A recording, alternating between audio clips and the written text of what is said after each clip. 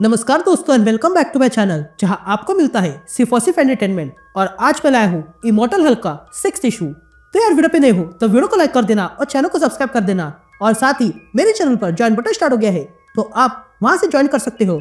और उसी के साथ अब आप मुझसे व्हाट्सएप पर जुड़ सकते हो जिसका लिंक मैं आपको डिस्क्रिप्शन में दे दूंगा। तो यार पिछले इशू में आपने देखा कि एक ग्रीन डोर है जिसके जरिए हल्क वारंवार जीवित होता है।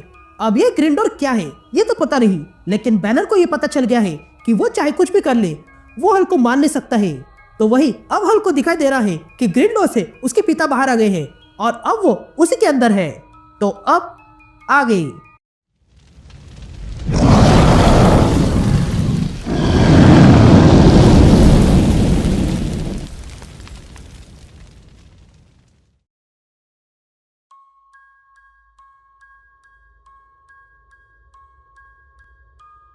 ऑल राइट गैंग, तो इशू की शुरुआत में हम ब्रूस बैनर को देखते हैं जो ग्रीन डोर के बारे में सोच रहा था। तभी बैनर कहता है, मेरा नाम ब्रूस बैनर है और मैं बहुत सालों पहले मर चुका था, पर मैंने चिल्लाना नहीं छोड़ा और तब मेरे अंदर कुछ जाग गया, ऐसा कुछ जो परछाई के भी ऑपोजिट है। ये ऐसा कुछ था जो मुझसे भी स्ट्रांग है और सबसे स्ट्रांग था, इतना स्ट्रांग कि इसे डेथ भी रोक नहीं सकी। मैं दिन भर में मर सकता हूँ पर रात उसकी है और जब रात होती है तब वो बाहर आता है और उसके बाद में तो बस टूटी फूटी सी यादों के साथ रहता हूँ। ये कहते हम ब्रूस को देखते हैं जो मिरर में हल्क को देख रहा था। तभी ब्रूस कहता है, मैं हल्क की रेंज को मिरर में देख पा रहा हूँ, मैं जितना सोचता था हल्क उससे कई अधिक स्मार्ट है। ये कहते हम देखते हैं कि हल्क वहां की मिरर को तोड़ के बाहर आने का प्रयास कर रहा था। तभी आगे बैनर कहता है, वो कुछ दिनों से ऐसे ही था जबकि मैं सर्वाइवल का काम कर रहा था, जो कि लोगों के कपड़े और खाना चोरी करना और उसी के साथ क्रेडिट कार्ड्स भी, ताकि मैं मॉडल में रह सकूं।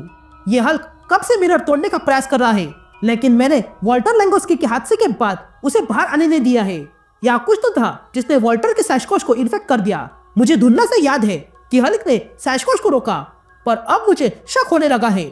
ये कहते हम हल्क की तरफ देखते हैं जो मिरर में देखता है कि वहां पर बैनर के पिता है। या बैनर किताब निकालता है और कहता है, मेरे बात करनी चाहिए और इसके लिए मैं कुछ तरीके अपना रहा हूँ। ये कहते बैनर अपनी आंखें बंद करता है और अपने हाथ को लिखने के लिए कहता है। तभी हल्क उस हाथ को कंट्रोल करते हुए वहां पर कुछ लिखता है। तभी बैनर अपनी आंखें खोलता है और देखता है कि वहां पर एक ही वर्ड लिखा हुआ था और वो था होम। यहाँ सीन शिफ्ट होती है और हम बेटी रॉस को देखते हैं जो अपने घर में बैठकर न्यूज देख रही थी। तभी वो रिपोर्टर कहती है, मिनेसोटा के हॉस्पिटल में 4 लोग मारे गए हैं और अगर सूत्रों की माने तो इसके पीछे हल्क का हाथ हो सकता है। हालांकि उसकी कोई झलक नहीं मिली। यह सुनते ही बेटी टीवी ऑफ करती है और कहती है, नहीं ऐसा नहीं हो सकता है, ये ब्रूस नहीं है, अगर वो होता तो मुझसे मिलता। ये कहते ही वो रोने लगती है। यहाँ हम देखते हैं कि मॉनिटर्स चोरी छुपे बेटी रॉस, जनरल रॉस और रिक जोन्स की कवर पर ध्यान रखे हुए थे। तब एक मॉनिटर दूसरे से कहता है, हमें कैसे पता चलेगा कि बैनर ने इनको कांटेक्ट किया? जिस पर दूसरा मॉनिटर कहता है, हमें लगा कि वो कहीं ना कहीं दिखेगा, लेकिन ऐसा नहीं हुआ। लेकिन वो तो इतने टाइम में रिक के पास भी नहीं आया और ना ही वो स्कार से मिला। यहाँ हम जनरल 14 को देखते हैं जो क्लाइव नाम के बंदे के साथ फैसिलिटी में आता है और क्लाइव से कहता है, मैं इन मॉनिटर्स को देख रहा था और मैं जान गया हूँ कि इन मॉनिटर्स को मॉनिटर करने की आवश्यकता नहीं है क्योंकि तुमसे अपना काम ठीक नहीं हो रहा है, इसलिए तुम्हें रिप्लेस किया जाएगा। और रही बात इन लोगों की जिन्हें तुम देख रहे हो, वो कोई अच्छे लोग नहीं है। इन सब ने कभी ना कभी हल्क की मदद की है और इसलिए वे लोग भी हमारे शत्रु है। ये कहते जनरल 14 वहां से कहीं और चला जाता है। तभी क्लाइव 14 से पूछता है, तुम्हें क्या लगता है रॉस को इसके बारे में पता चला तो क्या होगा? जिस पर 14 कहता है, ये उसके काम का नहीं है क्लाइव, और वैसे भी जनरल बैनर के बहुत समीप है और वो हमेशा रहेगा। वो अब हल्क को छोड़कर स्टीव रॉजर्स के ऑपरेशन पे ध्यान दे रहा है, इसलिए मैंने ये जिम्मेदारी अपने ऊपर ली है। जब लोगों को पता चलेगा कि सरकार गैमा बेस चला रही है तो बवाल हो जाएगा। तो अब सोचो कि ये पता चल जाए कि यहाँ पर शैडो बेस है तो क्या होगा? मैं हल्क से लड़ाई कर चुका हूँ, लेकिन जब मुझे सच्चाई पता चली तब मेरी आंखें खुली रह गई। ये रॉस भी उसी तरह एक मॉन्स्टर बन गया है। ऐसा करने में वो बस जीत के बहुत समीप था, लेकिन उसने गलती की और वो ये थी कि उसने सोचा कि हल्क को रोकने के लिए बस एक मॉन्स्टर पर्याप्त है। ये कहते जनरल 14 क्लाइव के साथ एक और रूम में आता है जहाँ पर डेल्फ्राई को रखा गया था। अब यह डेल्फ्राई वही है जो पिछले कुछ इशू में हमने देखा था कि हल्क के कारण सरकार को ये कबर मिली थी और वो उस कबर में जीवित था। तभी क्लाइव वहां पर जांच करने लगता है और डॉक्टर चार्ली से पूछता है कि डेल्फ्राई का क्या हाल है? जिस पर चार्ली कहती है, ये अब भी वैसा है जैसा हमें मिला था, इसके पेन रिसेप्टर्स अब भी ऑफ चार्ट है और वो बहुत पीड़ा में है।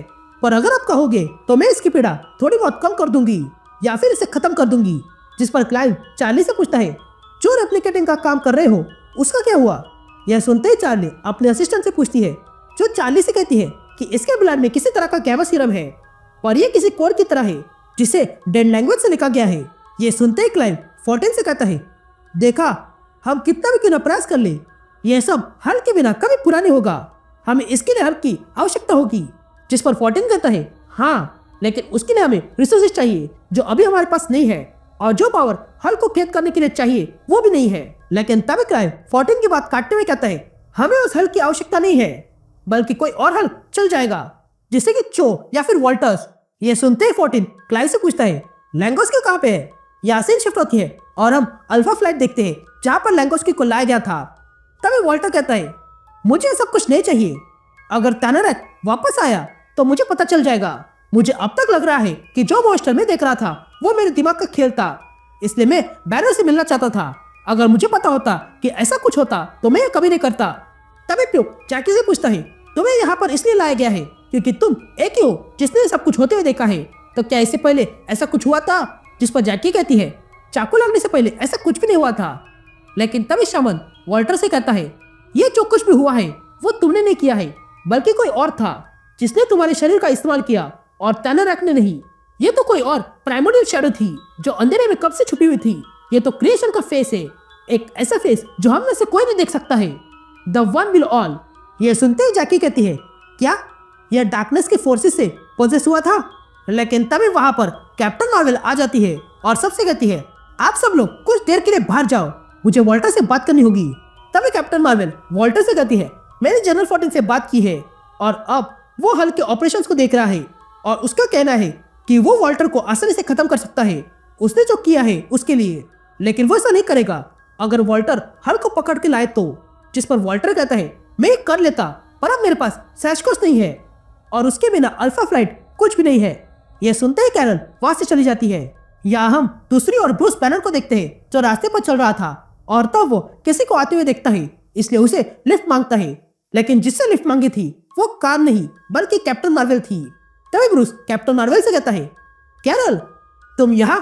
जिस पर कैरल कहती है, हल्क ने दुनिया बचाने के लिए मदद की है, पर वो अलग कहानी है, पर अभी के लिए हमें हेल्प चाहिए।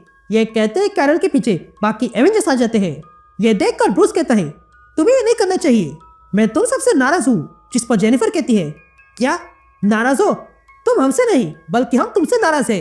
मैं ऑलमोस्ट मर चुकी थी और जब मैं जाग गई तब देखा कि तुमने स्वयं को मार डाला। तुम जानते हो इसका मेरे लिए क्या है? ये कहते हैं जेनिफर शियल बनने लगती है, लेकिन थॉर उसे रोकता है।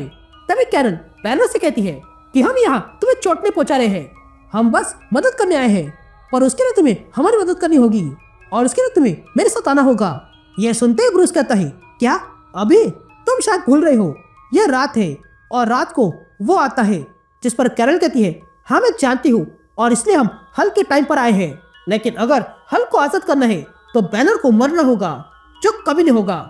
यह सुनते ही ब्रूस कैरल से कहता है, यह तो मेरा सीक्रेट है कैप्टन, मैं ऑलरेडी मर चुका हूँ। यह कहते ही बैनर हल्क बन जाता है।